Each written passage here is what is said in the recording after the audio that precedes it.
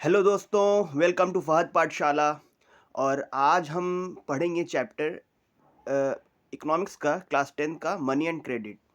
ठीक है, तो हम लोग इस चैप्टर में क्या पढ़ेंगे और ये एक वन शॉट वीडियो होगा। इसमें हम लोग पूरा चैप्टर को डिस्कस कर लेंगे और पूरे अच्छे तरीके से चैप्टर को समझने की कोशिश करेंगे। और ये वन शॉट वीडियो है, इसमें पूरा कंप्लीट मिलेगा। तो कहने का मतलब इस चैप्टर में क्या क्या पढ़ेंगे, पहले उसकी बेसिक्स बातें को जान लेते हैं हम लोग। तो इस चैप्टर में पढ़ेंगे, चैप्टर का नाम है मनी एंड क्रेडिट। तो मनी एंड क्रेडिट चैप्टर में क्या है कि हम लोग को पहले ये समझेंगे कि मनी क्या है और मनी का कितना तरीके का फॉर्म होता है और मनी का यूज़ क्या है और मनी पहले किस तरीके से को यूज़ किया जाता था, मनी का फॉर्म क्या होता था और अभी क्या फॉर्म है। ठीक है, उसको कंट्रोल कौन करता है, बैंकिंग सिस्टम को समझेंगे। और क्रेडिट क्या होता है, लोन क्या होता है और कितने तरीके के ऑर्गेनाइजेशंस होते हैं जहाँ से लोन लिया जाता है और जो लोन लेता है वो कौन लोग होते हैं, उनकी कंडीशंस क्या होती है। तो इन सारी बातों को हम लोग इस चैप्टर में सीखने की कोशिश करेंगे और ये क्लास 10 का बहुत इंपॉर्टेंट टॉपिक है, इकोनॉमिक्स का, एसएसटी का। तो चलिए शुरू करते हैं। तो मनी एंड क्रेडिट में पहली बात तो ये है कि मनी क्या है। मनी जो है ना वो मीडियम ऑफ एक्सचेंज है। मनी क्या है? मीडियम ऑफ एक्सचेंज है। मीडियम ऑफ एक्सचेंज किसको बोलते हैं कि जिसको आप दे करके कोई भी गुड्स एंड सर्विसेज को आप ले सकते हैं। तो मनी उस तौर पे काम करता है। तो मनी क्या होता है कि अगर आप सपोज दैट कि आप कहीं जा रहे हो, सुबह से रात तक आप देखो तो आप दिन भर में बहुत सारी काम करते हो, तो उसमें आप गुड्स भी यूज़ करते हो, सर्विसेज भी यूज़ करते हो। अगर आप सपोज दैट कर लो, यहाँ से आप कहीं जा रहे हो, एयरपोर्ट जा रहे हो, स्टेशन जा रहे हो, तो आप ऑटो फेयर दे रहे हो, कैब फेयर दे रहे हो। तो जो फेयर दे रहे हो वो किस फॉर्म में दे रहे हो? कैश के फॉर्म में दे रहे हो या ऑनलाइन पेमेंट कर रहे हो, या फिर आप वो एक तरह का सर्विसेज है। तो आप सर्विस के बदले में, वो जो आपको सर्विस दिया है उसके बदले में आप क्या पे कर रहे हो? उसको कुछ ना कुछ अमाउंट ऑफ पैसा या मनी पे कर रहे हो, रुपीज़ में पे कर रहे हो। उसी तरीके से आप जब कुछ सामान खरीदते हो, कुछ भी सामान खरीद लेते हो, जब सपोज आप कुछ खाने पीने का सामान खरीद लिया, मैगी खरीद लिया, कुछ भी, तो आप दुकानदार को क्या देते हो? आप दुकानदार को वहाँ पे भी पैसा दे रहे हो, तो वहाँ पे भी रुपीज़ के फॉर्म में दे रहे हो। वहाँ भी एक तरह की करेंसी दे रहे हो, नोट दे रहे हो या कॉइन्स दे रहे हो, कुछ तो दे रहे हो। तो ये सब क्या है? ये सब एक तरह का फॉर्म ऑफ मनी है, जो जिसके रिटर्न में आपको गुड्स एंड सर्विसेज मिल रहे हैं। ठीक है? तो ये चीज़ है। तो इसी को हम लोग मनी कहते हैं। जो मनी बेसिकली क्या होता है, गुड्स एंड सर्विसेज को हम लोग ले सकते हैं in exchange of that money. ठीक है? अब बात करते हैं कि मनी जो है ना, वो अभी के फॉर्म में जो मनी है वो करेंसी और नोट्स है। बेसिकली नोट्स, पेपर का नोट होता है और कॉइन्स होता है, जिसको हम लोग करेंसी कहते हैं। तो ये जो है, ये एक तरीके से इवोल्यूशन से आया है। ये ऐसा नहीं है कि एकाएक ये चीज़ आ गया और यूज़ करने लगे लोग। पहले क्या होता था, पहले जो है ना, पहले इसके बारे में लोगों को पता नहीं था और इसकी ज़रूरत को महसूस नहीं किया गया। पहले इसका रिक्वायरमेंट नहीं समझा गया। तो क्या हुआ ना, पहले क्या होता था, पहले बार्टर सिस्टम चलता था। What is barter system? तो पहले हम उस बार्टर सिस्टम को समझते हैं, क्या है बार्टर सिस्टम। तो बार्टर सिस्टम क्या होता था पहले, कि अगर सपोज दैट मैं हूं और मेरे साथ कोई एक दूसरा बंदा है, रोहन। ठीक है, फहद है और रोहन है। तो सपोज दैट फहद को चाहिए कि शर्ट चाहिए, सपोज दैट क्या चाहिए उसको, शर्ट चाहिए, और रोहन को चाहिए शूज़। ठीक है, और फहद को शर्ट चाहिए। तो मेरे पास जो है ना शूज़ है और रोहन के पास शर्ट है। तो वो हम क्या बोलेंगे, मेरा शूज़ ले लो तुम और अपना शर्ट मुझे दे दो। तो ये क्या हो गया, मैंने एक दूसरे से एक्सचेंज कर लिया, शर्ट और शूज़ को एक्सचेंज कर लिया। तो वो मेरा सामान ले लिया, मैं उसका सामान ले लिया। तो हम दोनों सैटिस्फाई हो गए, क्योंकि मेरे और उसकी दोनों की ज़रूरत कोइंसाइड कर लिया, यानी कि यहाँ पे हम दोनों एक दूसरे की ज़रूरत के पूरक बन गए। तो इस तरीके से यहाँ पे इसको कहते हैं बार्टर सिस्टम। मतलब कि यहाँ पे कॉइन्स, रुपीस, करेंसी नहीं चलेगा। यहाँ पे क्या चलेगा, यहाँ पे मेरे जो प्रोडक्ट है वो तुम ले लो, तुम्हारा प्रोडक्ट मैं ले लेता हूँ, और हम दोनों कोइंसाइड करके और सेटिस्फाई हो गए। ठीक है, लेकिन हमेशा ज़रूरी नहीं है कि रोहन को जो सामान चाहिए वो मुझे, मेरे पास अवेलेबल हो, या मुझे जो सामान चाहिए वो रोहन के पास अवेलेबल हो। बात समझ में आ रही है? हो सकता है मुझे जो चाहिए वो रोहन के पास अवेलेबल हो, लेकिन जो रोहन को चाहिए वो मेरे पास अवेलेबल नहीं हो। तो यहाँ पे क्या हो जाता है ना, यहाँ पे डबल कोइंसिडेंस हो जाना चाहिए। नहीं होगा तो फिर प्रॉब्लम हो जाएगा। तो यही चीज़ यहाँ पे बोला गया है कि ये बार्टर सिस्टम है ना, इसमें डबल कोइंसिडेंस ऑफ वांट्स का प्रॉब्लम आता है। यानी कि जो चीज़ मुझे चाहिए वो अगले के पास अवेलेबल है कि नहीं है, या फिर मेरे पास जो है वो अगले को चाहिए कि नहीं चाहिए। तो ये चीज़ एक प्रॉब्लम क्रिएट कर देता है। यहाँ पे जैसे एग्जांपल दिया हुआ है, 3 लोग हैं। ठीक है, जैसे कि 3 लोग हैं, अब कहने का मतलब है, एक को चाहिए कुछ सामान, बी सी है, और ए को चाहिए बी से कुछ सामान। ए को चाहिए बी से कुछ सामान और बी को ए से सामान नहीं चाहिए, बी को सी से सामान चाहिए। तो क्या ए और बी आपस में सामान एक्सचेंज करेगा? नहीं करेगा। बात समझ में आ रही है? तो क्या होगा, वो बी को, फिर बी बोलेगा नहीं, तुमको मैं अपना सामान नहीं दूंगा, मैं एक ऐसे बंदा को खोजूंगा जो मेरा भी सामान ले ले और उसके सामान जो मेरे को जरूरत है वो उसके पास अवेलेबल हो। तो ये प्रॉब्लम वहां पे क्रिएट हो जाता है, डबल कोइंसिडेंस ऑफ वांट्स में। समझ में आ गया आपको? तो डबल कोइंसिडेंस ऑफ वांट जो है ना, ये बहुत बड़ा प्रॉब्लम हो गया था बार्टर सिस्टम में। तो कहने का मतलब है इसको सॉर्ट आउट कैसे किया जाए? तो सॉर्ट आउट कर कोई भी प्रॉब्लम को सॉर्ट आउट कौन करता है? जो कोई भी कर सकता है, लेकिन कहने का मतलब है वहाँ पे उस वक़्त जो गवर्नमेंट होता है या उसके जो एडवाइज़र होते हैं, सलाहकार होते हैं, तो वो लोग करते हैं इस चीज़ को सॉर्ट आउट। तो हुआ क्या, जब डिफरेंट डिफरेंट टाइम पीरियड में डिफरेंट डिफरेंट जो हुक्मरान थे, कह सकते हैं कि जो गवर्नमेंट था या कह लो या राजा था, जो भी था, तो उस दौरान में क्या होता था कि लोगों को ये समझ में आ गया कि नहीं, डबल कोइंसिडेंस ऑफ वांट्स का जो प्रॉब्लम है वो एक बड़ा प्रॉब्लम है। और इस प्रॉब्लम को सॉर्ट आउट करने का तरीका क्या है कि कुछ एक ऐसा चीज़ निकाला जाए, कुछ ऐसा सिस्टम निकाला जाए जो हम लोग सामान के बदली में उस चीज़ को पे किया जाए और हम उससे सामान ले लें, ये गुड्स या सर्विसेज ले लें और उसके रिटर्न में उसको हम ये चीज़ पे कर दें।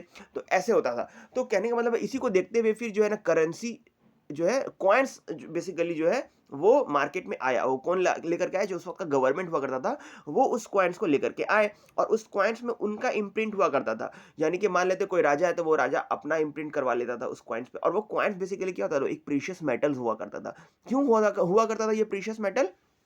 क्योंकि वो राजा ये सोचता था कि अगर हमको प्रीशियस मेटल भी होता था, कभी-कभी जो है लो क्वालिटी का ही मेटल हुआ करता था, जैसे कि कभी-कभी गोल्ड में भी कॉइन बन रहा था, बहुत पहले की बात कर रहे हैं। मॉडर्न मॉडर्न ये सॉरी मिडेवल इंडिया के बारे में बात कर रहे हैं। उस मतलब कि गोल्ड का कॉइन हो गया, सिल्वर का कॉइन हो गया, ठीक है? और अगर मतलब तांबा का भी कॉइन हो जाता था, एल्यूमीनियम का भी कॉइन हो जाता था। तो जितना ज़्यादा प्रीशियस मेटल, उतना ज़्यादा उस कॉइन का वैल्यू हुआ करता था। और उस कॉइन्स के रिटर्न में हम उतना बड़ा ज़्यादा क्वांटिटी का सामान ले सकते थे। जितना छोटा कॉइन, जितना इंफीरियर क्वालिटी का मेटल का बना हुआ कॉइन, उसका वैल्यू कम हुआ करता था और उससे हम जो है कम क्वांटिटी में सामान खरीद सकते थे और उतना मतलब उतना मीन वैल्यू का सामान नहीं खरीदते थे।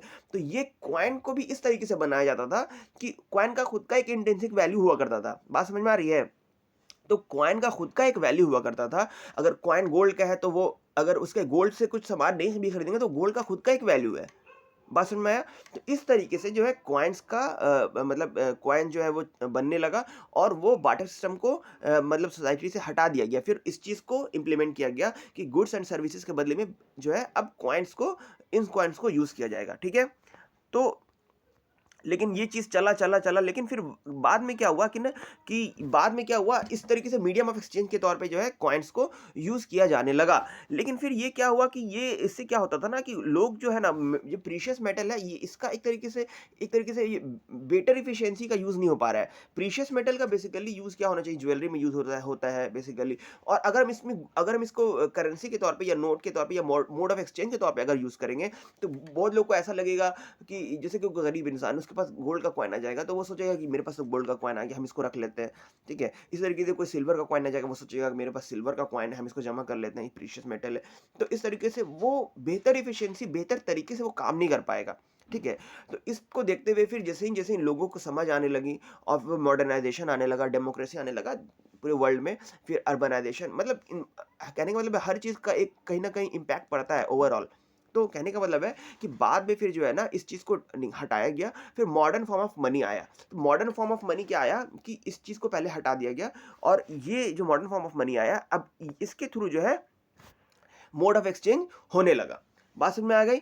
तो मॉडर्न फॉर्म ऑफ मनी में क्या था कि करेंसी था और डिपॉजिट विद बैंक्स था। ये दो तरीके का मॉडर्न फॉर्म ऑफ मनी है, ठीक है? तो करेंसी में बेसिकली क्या होता है, दो चीज होता है, एक होता है पेपर नोट्स और एक होता है कॉइन्स।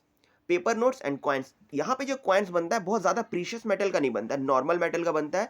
और पेपर नोट जो होता है वो भी नॉर्मल पेपर से बनता है। लेकिन ये इसको बनाता कौन है? इसको बनाता है गवर्नमेंट, बनाता है गवर्नमेंट, बनाती है। और जो गवर्नमेंट इसको बनाती है, तो गवर्नमेंट खुद बैठ के नहीं बनाती है, गवर्नमेंट का एक ऑर्गेनाइजेशन होता है, वो इसको बनाती है। अगर बात कर ले इंडिया में, तो इंडिया में आरबीआई या रिजर्व बैंक ऑफ इंडिया, ये भी गवर्नमेंट बॉडी है, लेकिन ये बैंकिंग सिस्टम को देखता है, कंट्रोल करता है, एपेक्स बॉडी होता है ये बैंकिंग सिस्टम का। और ये गवर्नमेंट ऑफ इंडिया के अंदर में आता है और ये गवर्नमेंट के बिहाफ में नोट छापता है, गवर्नमेंट के बिहाफ में करेंसी बनाता है, पेपर नोट्स और कॉइन्स, ठीक है?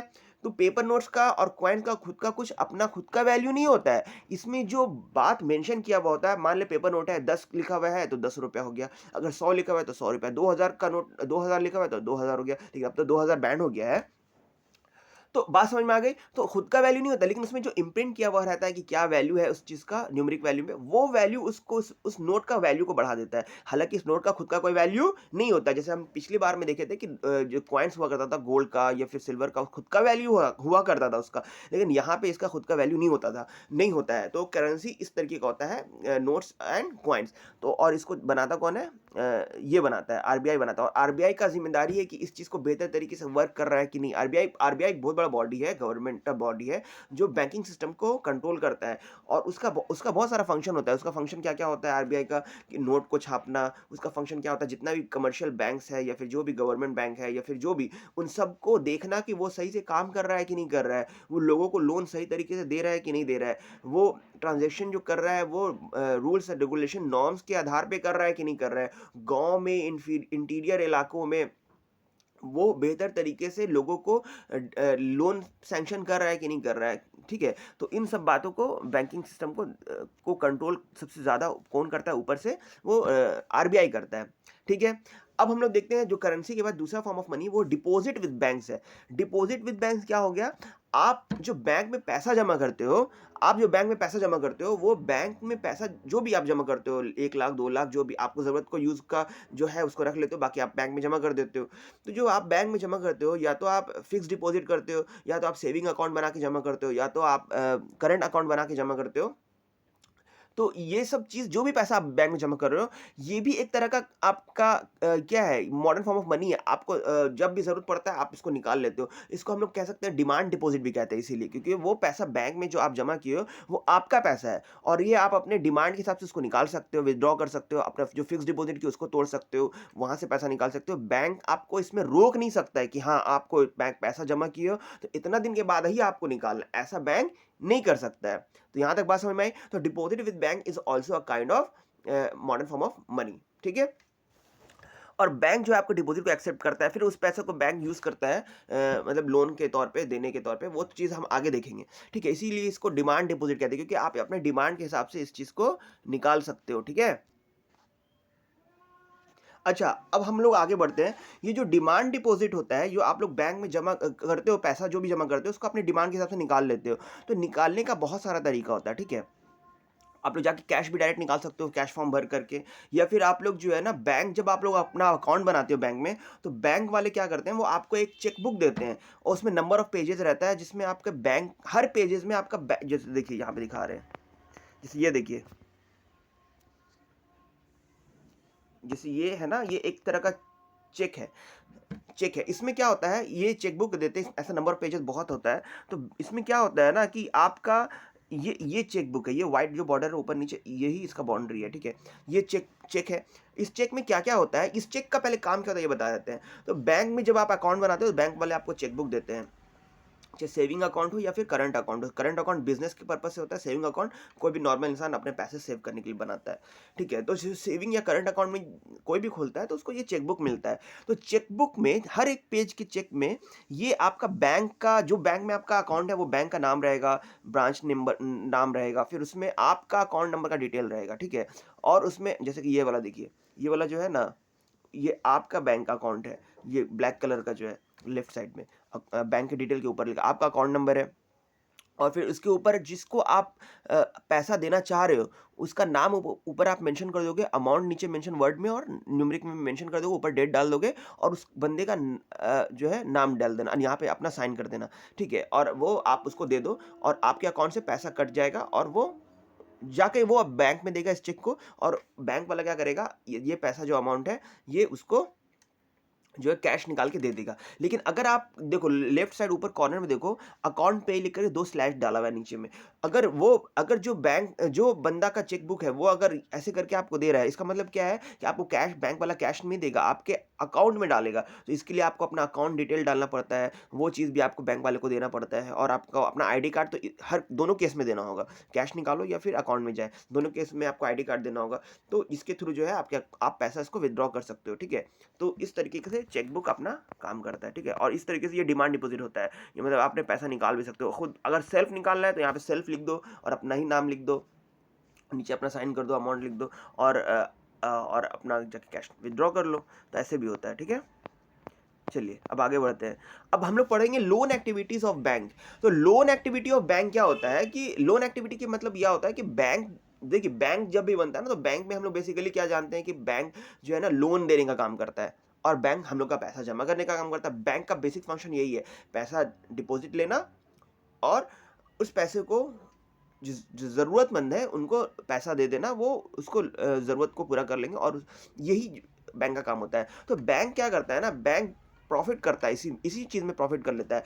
आप सपोज दैट कि मैं बैंक हूँ, मैं क्या हूँ, मैं बैंक, मैं एक बैंक हूँ, और कहने का मतलब ए और बी करके दो बंदा है, ए और बी दो बंदा है। ए को चाहिए पैसा, ए को चाहिए पैसा, और बी के पास बहुत पैसा है। तो ए आएगा मेरे पास, पैसा दे दीजिए, और बी जो है, बी के पास बहुत पैसा, तो बी बोलेगा कि मेरा पैसा आप रख लीजिए, ठीक है, और हमको इंटरेस्ट रेट बढ़ा करके दे दीजिएगा। बैंक तो इंटरेस्ट पे काम करता है।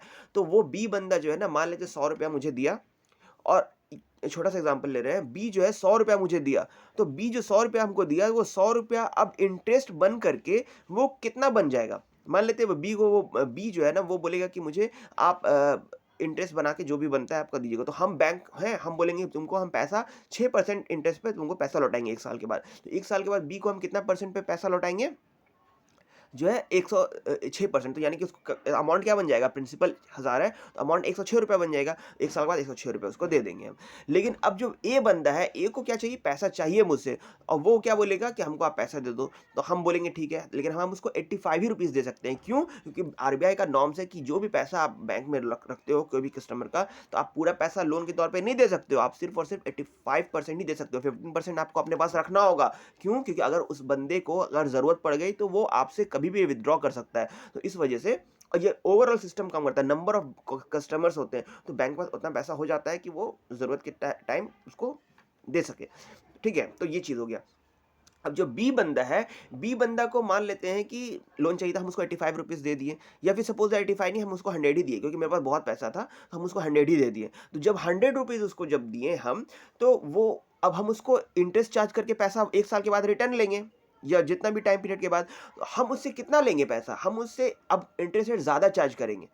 ठीक है, जो लोन एक्टिविटी में जो लोन दिया जाता है उसमें इंटरेस्ट ज़्यादा होता है, जो डिपॉजिटर को मिलता है पैसा बाद में, वो पैसा का इंटरेस्ट कम होता है। तो हम उसको मान लेते हैं वो हमसे 100 रुपये लिया, 100 रुपये लिया, तो वो हमको 13% 14% पे इंटरेस्ट के हिसाब से पैसा लौटाएगा।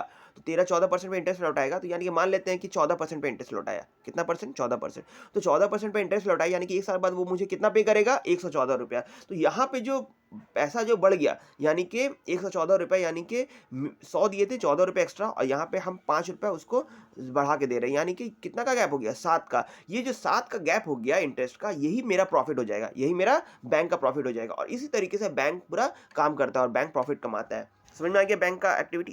इसमें जो भी बात लिखी गई है, इसमें सारी बात यही चीज़ लिखी गई। ठीक है, चलिए डिपॉजिटर्स देखिए, बैंक तो डिपॉजिटर्स इतने हैं, बोरोवर इतने हैं। डिपॉजिटर्स ज़्यादा होते हैं कंपेयर टू बोरोवर, क्योंकि सबको लोन नहीं चाहिए होता है, लेकिन पैसा सबके पास होता है कुछ कुछ थोड़ा बहुत जमा करने के लिए। तो इस हिसाब से बैंक वाले के पास पैसा मात्रा में होता है, और वो 15% रख के बाकी लोन में दे देते हैं, और इस तरीके से इंटरेस्ट रेट पे डिफरेंस का गैप में वो प्रॉफिट कमा लेते हैं। ठीक है, अब हम लोग बात करेंगे two different credit situation. Two different credit situation का मतलब क्या होता है? क्रेडिट मतलब होता है, क्रेडिट मतलब जान लो, क्रेडिट मतलब होता है लोन। क्रेडिट मतलब होता है पैसा देना, गुड्स या देना, या सर्विसेज देना, कोई भी चीज़ देना, और इन रिटर्न की फ्यूचर में आपको वो आपको रिटर्न कर देगा। ठीक है, किसी भी फॉर्म में, पैसा, मनी, गुड्स, सर्विसेज के फॉर्म में आपको वो वापस रिटर्न कर देगा। इसी को क्रेडिट कहते हैं। Credit is what? Credit nothing, it refers to the agreement in which the lender supplies the borrower. Lender मतलब जो दे रहा है, बोरोवर मतलब जो ले रहा है, वो पैसे को, मनी को, या गुड्स को, सर्विसेज को देता है इस प्रॉमिस में कि फ्यूचर में आप उसको रिपे कर दोगे। जो लेंडर है उसको वापस से बोरोवर वापस लौटा देगा। इसी को कहते हैं क्रेडिट। तो क्रेडिट का दो सिचुएशन होता है। एक होता है कि आप लोन लिए हो, और आप लोन से जो प्रोडक्टिव काम करना था वो देखो, लोन हमेशा इंसान प्रोडक्टिव काम के लिए लेता है, पैसा डुबाने के लिए कोई लोन नहीं लेता है। तो कहने का मतलब है, यहाँ पे जो लोन लिया गया है, तो दो सिचुएशन क्रिएट किया गया, यहाँ पे बताया गया है। एक, लोन लेकर के वो प्रोडक्टिव सिचुएशन क्रिएट हो गया, और इंसान उससे बिजनेस कर लिया और प्रॉफिट कमा लिया। और दूसरा सिचुएशन क्या होता है? लोन लिया बिजनेस करने के लिए या जो भी काम करने के लिए, लेकिन वो काम फ्लॉप हो गया, और उसका लोन का अमाउंट भी मतलब खत्म हो गया। तो कहने का मतलब वहाँ पे वो नुकसान में चला गया, और वापस इसको लोन का जो अमाउंट था वो लौटा भी नहीं पाया। तो इंटरेस्ट जब अर्निंग ही नहीं हुआ तो लौटाएगा क्या? तो यहाँ पे वो क्या चला गया, डेट में चला गया। तो कहने का मतलब है 2 सिचुएशन इसी के बारे में बताया गया है। यहाँ पे 2 एग्ज़ाम्पल दिया गया है। एक बताया गया कि सलीम करके एक आदमी था, वो 3000 जूता का ऑर्डर मिलता है फेस्टिव सीज़न में। तो वो क्या करता है, उस ऑर्डर के लिए वो उससे थोड़ा एडवांस ले लेता है, जिससे ऑर्डर लेता है। मार्केट से जो है क्रेडिट पे सामान उठा लेता है और रॉ मटेरियल जो भी, फिर टाइम पे उसको डिलीवर कर देता है। और जो और कुछ मनी लेंडर से पैसा भी ले लेता है ताकि वो उस चीज़ को मैन्युफैक्चर करने में जो लगेगा। और फिर वो मैन्युफैक्चर करके टाइम पे उसको लौटा देता है और उसका पेमेंट क्लियर हो जाता है, पेमेंट वापस पूरा ले लेता है वो। और इससे क्या होता है, वो प्रॉफिट, बहुत बड़ा प्रॉफिट कमाता है और मनी लेंडर को पैसा लौटा देता है, जिससे जिससे उधार में सामान लिया था पैसा उसको लौटा देता है। तो इस तरीके से वो बड़ा प्रॉफिट कर लेता है। यहाँ पे क्या हुआ, पॉजिटिव अप्रोच मिला, लोन से उसको पॉजिटिव फायदा हुआ। लेकिन स्वप्ना का प्रॉब्लम का अगर बात कर ले, तो स्वप्ना के प्रॉब्लम में क्या हुआ कि स्वप्ना बेचारी को लोन तो मिला, लेकिन मनी लेंडर से शायद लोन मिला। किसे मिला? हाँ, तो ये तो लोन ली, लेकिन लोन लेने के बाद उसका जो एग्रीकल्चर के लिए, कल्टीवेशन के लिए लोन ली, वो जो एग्रीकल्चर कल्टीवेशन था वो प्रोडक्शन अच्छा नहीं हुआ, जिसके वजह से वो प्रोडक्शन अच्छा नहीं हुआ तो लोन का अमाउंट वापस लौटा नहीं पाई, प्रोडक्शन नहीं हुआ तो बेच नहीं पाई, अमाउंट आया नहीं। तो फिर क्या हुआ, फिर दूसरे बार वो फिर से सोची कि नेक्स्ट ईयर करते हैं, नेक्स्ट ईयर में फिर वो लोन ली। लेकिन नेक्स्ट ईयर में वो प्रोडक्शन हुआ, लेकिन उतना नहीं हुआ कि वो पिछला भी अमाउंट को चुका पाए और इस बार का जो अमाउंट था वो भी चुका पाए। इस बार का तो चुका लेगी, लेकिन पिछले बार का तो फिर, तो ये क्या हो गया, वो एक तरह के ट्रैप में फंस गई। डेप ट्रैप में फंस गई। डेप मतलब कर्जा, ट्रैप मतलब फंस जाना। तो ये कि अब उसको फिर से लोन लेना पड़ेगा, फिर किसी से पैसा लेके फिर वो जिससे पैसा ली थी पहली बार में, दूसरी बार में उसको लौटाना होगा। ये एक तरह का ट्रैप हो गया और वो ट्रैप में फंसते चली गई। तो लोन अगर आप ले रहे हो तो वो उसमें रिस्क जुड़ा होता है कि आप अगर उसको बेहतर तरीके से रिटर्न कर पाओगे कि नहीं, चीज़ों को इम्प्लीमेंट कर पाओगे कि नहीं। तो ये 2 सिचुएशन होता है, एक होता है पॉजिटिव सिचुएशन, एक नेगेटिव। ठीक है, चलिए यहाँ पे यही बात समझाई गई है कि credit in this case pushes the borrower into situation from which the recovery is very painful। तो यानी कि क्रेडिट जो लोन ली है वो एक उसको ऐसी सिचुएशन में ढकेल देता है जो कि बोरोवर को एक ऐसा सिचुएशन फेस करना पड़ता है जहाँ से उसको निकलना बहुत मुश्किल हो जाता है। वहाँ पे यानी कि उसका बिजनेस नहीं चला, वो उस चीज़ को रिटर्न नहीं कर पाई, जैसे कि स्वप्ना के केस में हुआ था। ठीक है, चलिए अब आगे बढ़ते हैं। चलिए अब बात करते हैं टर्म्स ऑफ क्रेडिट के बारे में। नेक्स्ट टॉपिक है टर्म्स ऑफ क्रेडिट। तो टर्म्स ऑफ क्रेडिट में हम लोगों को क्या पढ़ना है, टर्म्स ऑफ क्रेडिट का मतलब क्या होता है, पहले ये समझिए कि जो क्रेडिट, जो लोन दिया जाता है ना, कोई भी इंसान किसी से जब लोन लेता है, जो बोरोवर लोन क्रेडिट लेता है किसी लेंडर से, तो जो लेंडर होता है ना और जो क्रेडिट लेंडर होता है और जो बोरोवर होता है, उन दोनों के बीच में एक म्यूचुअल एग्रीमेंट होता है, जिसमें ये बोला जाता है कि आप जो लोन ले रहे हो वो कितने दिन के बाद लौटाओगे, कितना एक्स्ट्रा मनी ऐड करके इंटरेस्ट के साथ लौटाओगे। ठीक है, क्या-क्या डॉक्यूमेंट लगेगा, क्या-क्या कोलैटरल लगेगा, तो इन सब क्या-क्या आपको मतलब कि गारंटी के तौर पे रखना पड़ेगा। ये सब सिचुएशन को, ये सब चीज़ों को, ये सब एग्रीमेंट को हम लोग टर्म्स ऑफ क्रेडिट कहते हैं। ठीक है? तो terms of credit is nothing but the agreement between the borrower and the lender on which the condition the loan has been या क्रेडिट has been sanctioned और given। ओके, तो अब इसमें कुछ कुछ टर्म्स इसको पहले समझते हैं। कोलैटरल एक टर्म्स है जिसमें कोलैटरल भी दिया जाता है बोरोवर के द्वारा लेंडर को। तो कोलैटरल क्या होता है, कोलैटरल एक एसेट होता है जो बोरोवर होता है, जो बोरोवर के पास होता है वो अवेलेबल, जैसे ज़मीन हो गया, बिल्डिंग हो गया, व्हीकल हो गया, मतलब मीनिंगफुल और जिसका कुछ वैल्यू होता है, वो चीज़ उसके पास होता है। और वो जो क्या करता है, उस चीज़ को वो जो बैंक वाले होते हैं उनको वो डिपॉजिट कर देता है कि आप इसको रख लो और इसके रिटर्न में मुझे लोन दे दो। अगर इन केस मैं लोन नहीं लौटा पाया तो आप इसको बेच के आप अपना चीज़ों का रिकवरी कर लो ना, पैसा का। तो ये एसेट को कोलैटरल कहते हैं। ठीक है, चलिए तो कोलैटरल होता है। और क्या बात होती है इसमें, अच्छा, तो अब टर्म्स ऑफ क्रेडिट के बारे में थोड़ा और जान लेते हैं। तो interest rate, collateral and the documentation and the mode of repayment together comprise what is called the terms of credit. यही बात बोला गया है कि जब लेंडर लोन देता है, क्रेडिटर जब बोरोवर पैसा लेता है उससे, तो उस दौरान क्या होता है, दोनों में डिस्कशन होता है और पेपर वर्क होता है, जो डॉक्यूमेंट वर्क होता है कि आपको ये डॉक्यूमेंट लगेगा, आपका आईडी लगेगा, आपका म्यूनिसिपल कॉर्पोरेशन का मकान का कागज लगेगा, बिजली बिल लगेगा। ये डॉक्यूमेंट को क्या कहते हैं, डॉक्यूमेंट्स रिक्वायरमेंट होता है इन चीज़ों का। फिर उसके बाद कोलैटरल होता है। कोलैटरल किसको बोलते हैं, जो अभी आपको समझाए कि मतलब अब घर और लाइव स्टॉक भी होता है कोलैटरल। मतलब कोई किसान है, अब उसको पैसा चाहिए तो वो उसके पास अगर एक्स्ट्रा जानवर है तो वो एक्स्ट्रा जानवर को दे देगा। और या फिर कहने का मतलब है अगर उसके पास गाड़ी है, ट्रैक्टर, तो ट्रैक्टर का जो पेपर है, ओरिजिनल पेपर, वो उसको दे देगा। मकान का पेपर है वो दे देगा, या फोटो कॉपी भी दे सकता है। तो अब बैंक वाले डिसाइड करते हैं कि किस तरह का पेपर चाहिए होता है। अब तो इन सब चीज़ों को वो दे करके या फिर कभी-कभी सामान को भी जा करके वहाँ पे डिपॉज़िट कर सकता है, जो जा सकता है। तो ये चाहे कोलेटरल हो जाए, इंटरेस्ट रेट भी तय होता है कि आपको इतना दिन इतना जैसे ₹1000 ले रहे हो, तो 1000 पे आपको 6% इंटरेस्ट लगेगा। तो इस तरीके से आप जो है 6% लगेगा, तो 6 तो जो भी अमाउंट उस ऐड होकर के वापस लौटाओगे। और मोड ऑफ रीपेमेंट का मतलब क्या होता है कि आप साल भर पे पेमेंट करोगे, 6 महीने में पेमेंट करोगे या 15 साल में पेमेंट करोगे, 10 साल में पेमेंट करोगे, किस इंस्टॉलमेंट में पेमेंट करोगे, इसको मोड ऑफ रीपेमेंट कहते हैं। तो interest rate, collateral, documentation work and the mode of repayment, all this together comprises what? Terms of credit. ठीक है, तो ये चीज़ है। अब आगे बढ़ते हैं। Variety of credit arrangements.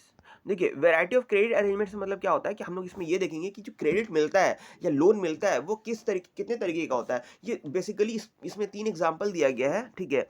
एक फार्मर का दिया गया है, ठीक है। एक सुपरवाइजिंग फार्म लेबर का दिया गया है, ठीक है। इस तरह की 2-3 4 एग्जाम्पल दिया गया जिसमें हम लोग को ये देखिए, इस एग्जाम्पल का निष्कर्ष क्या है ये मैं आपको समझाता हूँ कि देखिए, लोन जो मिलता है, क्रेडिट जो मिलता है, वो डिफरेंट डिफरेंट सोर्सेज से मिल सकता है आपको। वो डिफरेंट सोर्सेज क्या हो सकता है? चाहे तो दोस्त से मिलेगा, चाहे तो रिश्तेदार से मिलेगा, या तो बैंक से मिलेगा, या कमर्शियल बैंक से मिलेगा, ठीक है। या तो आपने ऑफिस में काम कर रहे हो, वहाँ कॉलिग से मिल जाएगा। तो डिफरेंट डिफरेंट सिचुएशन होता है आप लोन लेने का। तो ये जो लोन आप लेते हो, ये बेसिकली 2 तरीके से लिया जाता है। ले तो सकते हो आप बहुत लोग से, लेकिन इनको 2 कैटेगराइज़ किया गया, 2 ग्रुप में बाँटा गया है। एक होता है फॉर्मल तरीके से लिया जाता है, एक होता है इनफॉर्मल तरीके से लिया जाता है। जो फॉर्मल तरीके से आप लोन लेते हो, आगे देखते हैं। जो फॉर्मल तरीके से आप लोन लेते हो, उसमें 2 चीज़ आता है। एक होता है बैंक, चाहे वो गवर्नमेंट बैंक हो जाए या कोऑपरेटिव बैंक हो जाए या कमर्शियल बैंक हो जाए, और दूसरा होता है कोऑपरेटिव्स। ठीक है, कोऑपरेटिव क्या होता है मैं आगे बताऊंगा। तो कोऑपरेटिव और बैंक ये दोनों मिलाकर क्या होता है? फॉर्मल सेक्टर होता है, जहां से आप लोन लेते हो। और इनफॉर्मल सेक्टर क्या हो गया? चाहे दोस्त, रिश्तेदार, friends, family members, colleague, office staff, कोई भी, इनसे आप अगर मनी लेंडर, या फिर बैंक में कोई या फिर गांव में देहात में क्या होता है, बहुत सारा जो होता है जिसको हम लोग बोलते हैं लाला, बोल के, लाला साहब पैसा दे दो, मुझे काम है, मेरी मेरी ज्वेलरी को गिरवी रख लो, मुझे पैसा दे दो, या फिर लाला साहब मैं आपका पैसा लौटा दूंगा, आपके खेत में काम कर लूंगा। फिल्म वगैरह में देखते होगा आप लोग। तो कहने का मतलब इस तरीके से भी लोन को का क्रेडिट होता है, ठीक है। तो ये इनफॉर्मल हो गया। तो फॉर्मल और इनफॉर्मल, अब फॉर्मल और इनफॉर्मल में अब कोऑपरेटिव के बारे में थोड़ा जान लेते हैं, फिर आगे बढ़ेंगे डिटेल में। कोऑपरेटिव क्या होता है? कोऑपरेटिव क्या होता है? कभी भी कोऑपरेटिव एक तरीके के सोसाइटी के लोग, एक तरीके के मतलब कहने का है कि एक तरीके के प्रोफेशन के लोग क्या करते हैं, अपना एक ग्रुप बना लेते हैं, ठीक है। जैसे कि फार्मर्स है तो फार्मर कोऑपरेटिव हो गया, वीवर्स है तो वीवर कोऑपरेटिव हो गया, ठीक है। वर्कर्स है तो वर्कर कोऑपरेटिव हो गया। वो लोग मिल करके अपना छोटा मोटा एक मतलब कह लो बैंकिंग सिस्टम क्रिएट कर लेते हैं, और उसमें पढ़े लिखे लोग भी होते हैं, ठीक है। और वो क्या करते हैं, आपस में सब लोग पैसा जमा करते हैं, ठीक है। और जमा करने के बाद उसको आप आपस में यूज़ कर लेते हैं। अगर ज़रूरत जिसको पड़ा वो लोन के तौर पे उसको देते हैं, और वो उसको लोन को यूज़ करता है। और कभी-कभी क्या होता है कि अगर मान लेते हैं ज़्यादा ज़रूरत है, तो वो बैंक भी उनको हेल्प करता है। और बहुत सारा कोऑपरेटिव बैंक आप देखे होंगे, हर स्टेट में होता है। मतलब ख़ास तौर पे गाँव देहात में ज़्यादा मिलेगा आपको कोऑपरेटिव बैंक, या फिर कोई-कोई छोटे शहर में भी मिलता है कोऑपरेटिव बैंक। तो कोऑपरेटिव बैंक इस तरीके से काम करता है, जिसमें इस तरीके का सिस्टम होता है, ठीक है। तो ये हो जाए फॉर्मल सेक्टर। इनफॉर्मल में अगर बात कर ले, तो फॉर्मल सेक्टर का बात कर लिया जाए और इनफॉर्मल सेक्टर का बात कर लिया जाए, तो इनफॉर्मल सेक्टर में वही हो गया। लेकिन फॉर्मल सेक्टर में और इनफॉर्मल सेक्टर में डिफरेंस क्या होता है, पहले आप वो जान लो। तो फॉर्मल सेक्टर में क्या होता है कि आपको जो लोन मिलता है पूरी डॉक्यूमेंटेशन के साथ मिलता है। आपको ऐसे ही आपका शक्ल देख के लोन नहीं मिल जाएगा। आपका बैकग्राउंड क्या है, आपके पास कितना सोर्स है, कितना आपके पास कोलेटरल है, क्या डॉक्यूमेंट आप प्रोवाइड कर रहे हो, इन सब को देखते हुए आपको लोन मिलता है। और एक रिटन डॉक्यूमेंटेशन होता है कि हाँ, आपको जब लोन मिल रहा है, आप इतने दिन में रिपे करोगे। अगर नहीं रिपे करोगे तो आप एक एग्रीमेंट साइन करते हो कि मेरा जो कोलेटरल है उसको आप उसको सेल करके आप जो है लोन रिकवर कर लो। तो ये सब बातें उसमें मेंशन होती है, ठीक है।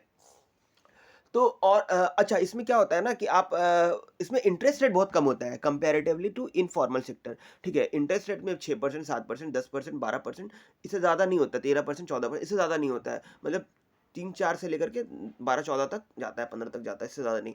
लेकिन इनफॉर्मल सेक्टर में क्या होता है कि मतलब 60% का इंटरेस्ट होता है। आप ₹100 ले रहे हो तो आपको 1 साल के बाद ₹160 लौटाना पड़ेगा। ₹100 ले रहे हो तो 1 साल के बाद ₹200 लौटाना पड़ेगा। मतलब एक बता रहे हैं। तो इस तरीके से वहाँ पे काम चलता है। तो इनफॉर्मल सेक्टर में क्या होता है, डॉक्यूमेंटेशन नहीं होता है, आपको बिना डॉक्यूमेंटेशन के मिल जाता है पेपर। तो दोनों में कुछ पॉजिटिव एस्पेक्ट है, कुछ नेगेटिव एस्पेक्ट है, ठीक है।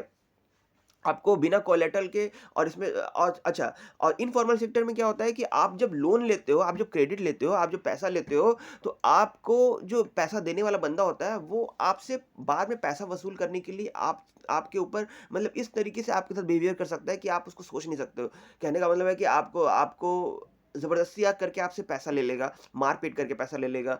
अच्छा, बहुत लोग होते हैं जो अपने अच्छे रिलेटिव होते हैं, वो आप कोई इस तरह का नहीं करते, लेकिन मनी लेंडर जो होते हैं गाँव देहात में, अगर आप उनका पैसा टाइम पे नहीं लौटाओगे तो बहुत हार्श हो जाता है सम टाइम, ठीक है? तो इनफॉर्मल सेक्टर का ये पॉजिटिव एस्पेक्ट है और नेगेटिव एस्पेक्ट है। पॉजिटिव एस्पेक्ट ये कि बिना पेपर्स के मिल जाता है, नेगेटिव एस्पेक्ट ये कि बहुत ज़्यादा इंटरेस्ट लगता है उसपे, ठीक है? अच्छा, ये वाला पाई चार्ट देखिए कि इसमें क्या है ना कि 2012 में अगर 1000 रूरल हाउसहोल्ड के बारे में बात कर ली जाए, सोर्स ऑफ क्रेडिट पर रुपीज़ 1000 ऑफ रूरल हाउस। अच्छा, यहाँ पे रूरल हाउसहोल्ड के बारे में बात किया जा रहा है, यहाँ पे वो बात नहीं है। यहाँ पे ये बोला जा रहा है कि जो रूरल हाउसहोल्ड है, वो 2012 में जो लोन लेते हैं, वो कहाँ से लेते हैं? यानी गाँव के देहात के लोग जो है ज़्यादातर लोन पैसा कहाँ से उठाते हैं? तो सबसे ज़्यादा देखिए, सबसे ज़्यादा कहाँ से उठाए हैं? मनी लेंडर से उठाए हैं। मनी लेंडर कौन है? इनफॉर्मल है, यानी कि गाँव के लोग ज़्यादा इनफॉर्मल सेक्टर पे डिपेंड होते हैं। कमर्शियल बैंक से 25% उठाए, कोऑपरेटिव सोसाइटी से 25% उठाए, गवर्नमेंट से 1% उठाए, ठीक है?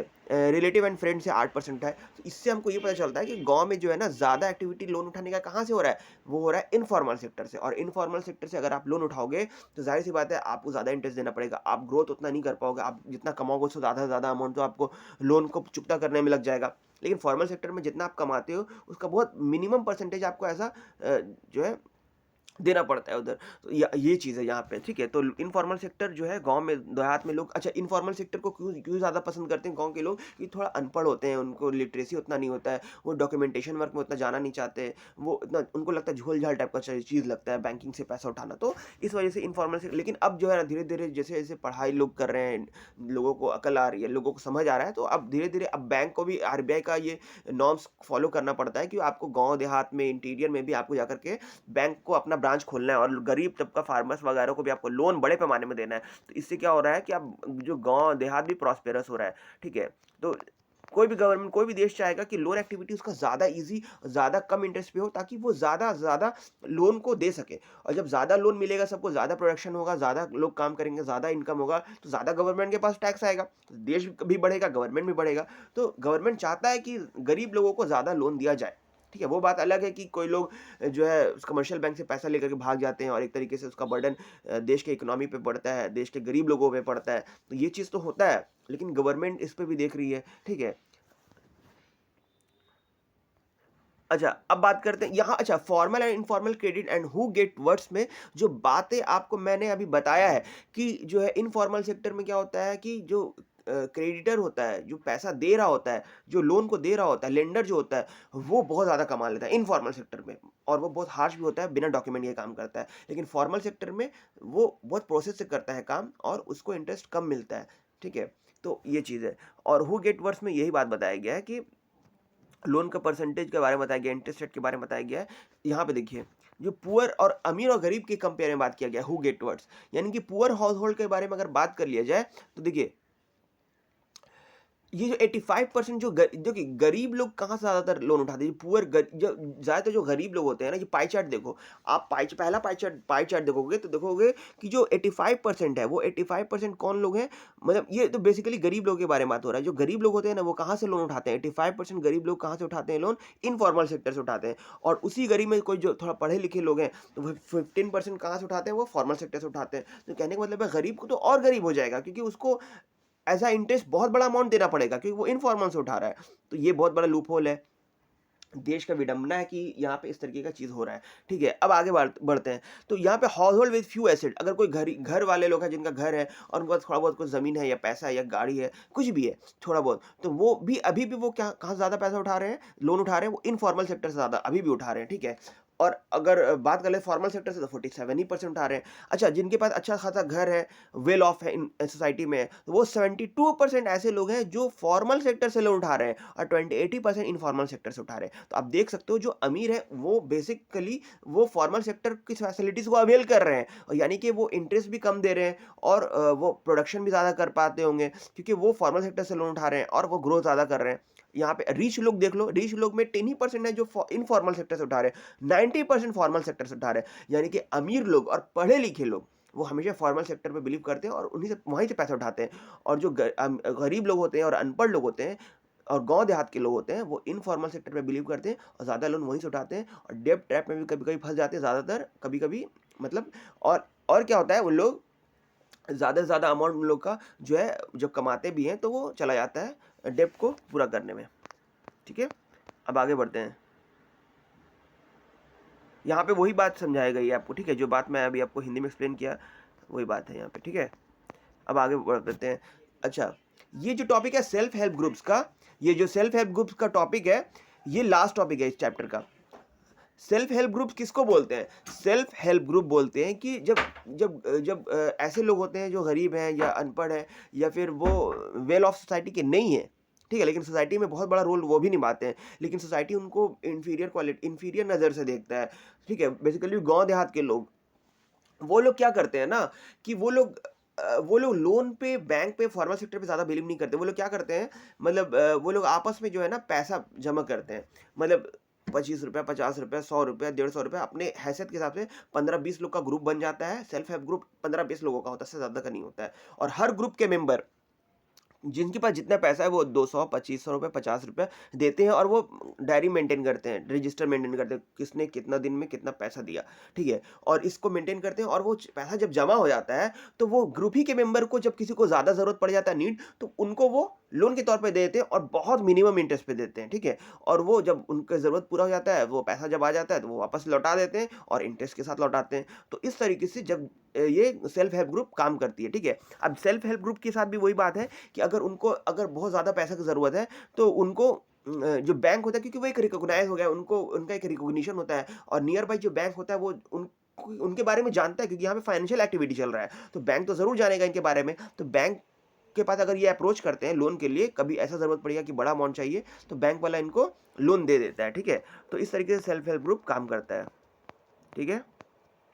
तो वही बात बताया जा रहा है कि सेल्फ हेल्प ग्रुप 15-20 मेंबर होते हैं, 25 से ₹100 तक या उससे ज़्यादा भी कलेक्ट करते हैं पर हेड। और ज़रूरत के हिसाब से सेल्फ हेल्प ग्रुप क्या करता है, वो building block of organisation and rural poor, मतलब कि रूरल पुअर, गाँव देहात में वो गरीब तबके के लोगों के बीच में वो बिल्डिंग ब्लॉक है, यानी कि उनको ग्रो करने में हेल्प करता है वो।